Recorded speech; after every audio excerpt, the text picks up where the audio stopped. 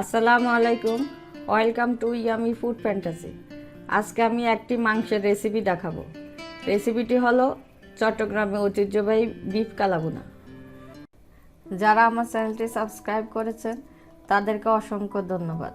যারা এখনও সাবস্ক্রাইব করেন নাই, প্লিজ আমার চ্যানেলটি সাবস্ক্রাইব করে পাশে থাকা বেল বাটন ক্লিক করে দিবেন, লাইক এবং শেয়ার করবেন।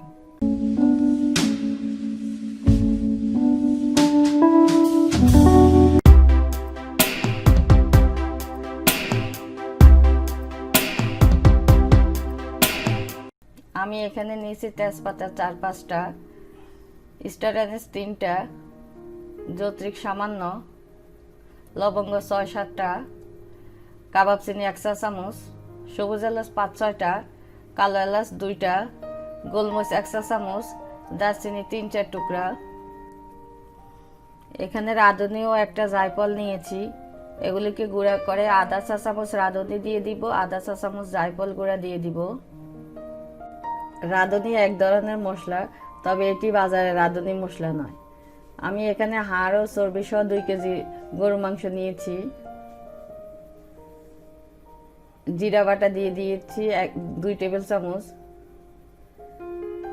রসুন পেস্ট দিয়ে দিয়েছি 2 টেবিল চামচ, আদা পেস্ট দিয়ে দিয়েছি 1.5 টেবিল চামচ, ধনিয়ার গুঁড়া দিয়ে দিয়েছি 1 টেবিল চামচ, লবণ দিয়েছি স্বাদ মতে।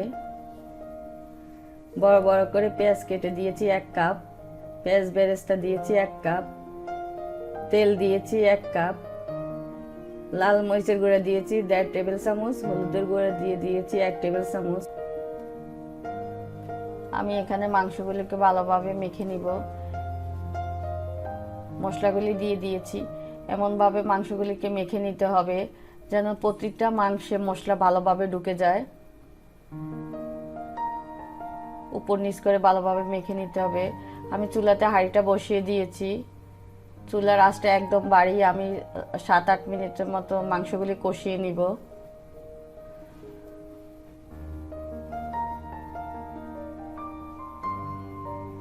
আমি ঢাকনাটা সরিয়ে মাংসগুলি একটু নেড়ে দিতেছি, নাহলে মশলাগুলি পাতিলে তলাতে লেগে যাবে।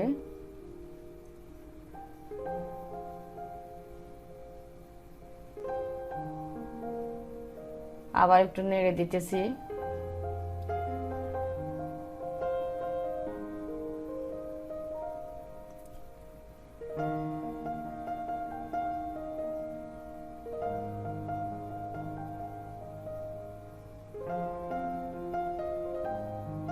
আবার একটু নেড়ে ঢাকনা দিয়ে দিয়েছি।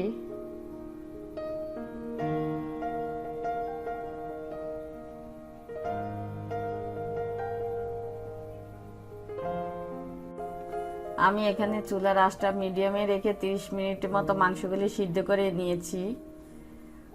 আমি এখানে কোনো পানি ইউজ করি নাই। যদি আপনাদের মাংস সিদ্ধ না হয় তাহলে গরম পানি ইউজ করবেন।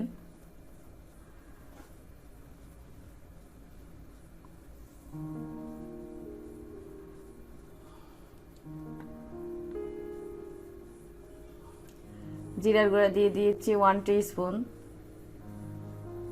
গরম মশলা গুঁড়া দিয়ে দিয়েছি আধা চা চামচ, গোলমরিচের গুঁড়া দিয়ে দিয়েছি আধা চা চামচ, জায়ফল গুঁড়া দিয়ে দিয়েছি আধা চা চামচ, রাঁধুনির গুঁড়া দিয়ে দিয়েছি আধা চা চামচ।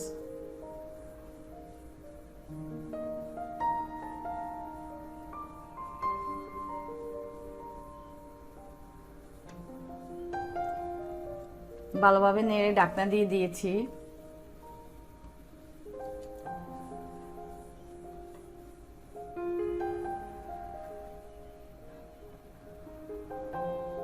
আমি আবার একটু নেড়ে দিতেছি।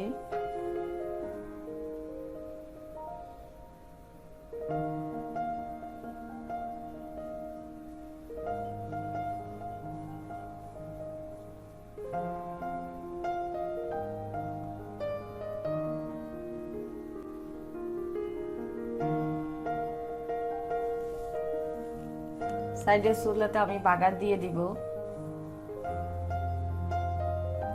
আধা কাপ মতো সরষের তেল নিয়েছি, 3টা পেঁয়াজ কেটে দিয়েছি, একটা রসুন কেটে দিয়েছি, 6-7টা শুকনো মরিচ নিয়েছি, আমি সরিষার তেল দিয়ে বাগারটা দিয়েছি।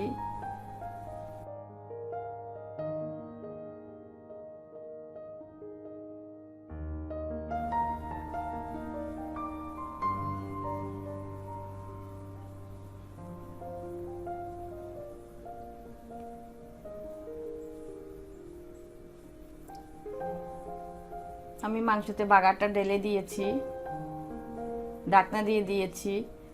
1 মিনিট আর ঢাকনা উঠাবো না, তাহলে মাংসতে সুন্দর একটা ফ্লেভার হবে। ঢাকনাটা সরিয়ে মাংসগুলি নেড়ে দিতেছি। এখন চুলার আঁচটা একদম কমিয়ে রাখতে হবে, না হলে মাংসগুলি পুড়ে যাবে। কতক্ষণ পর পর ঢাকনা সরিয়ে মাংস নেড়ে দিতে হবে।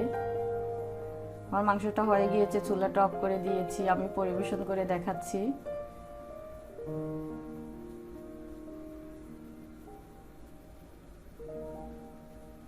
তো সবাই ভালো থাকবেন, সুস্থ থাকবেন, আমাদের জন্য দোয়া করবেন। আল্লাহ হাফেজ।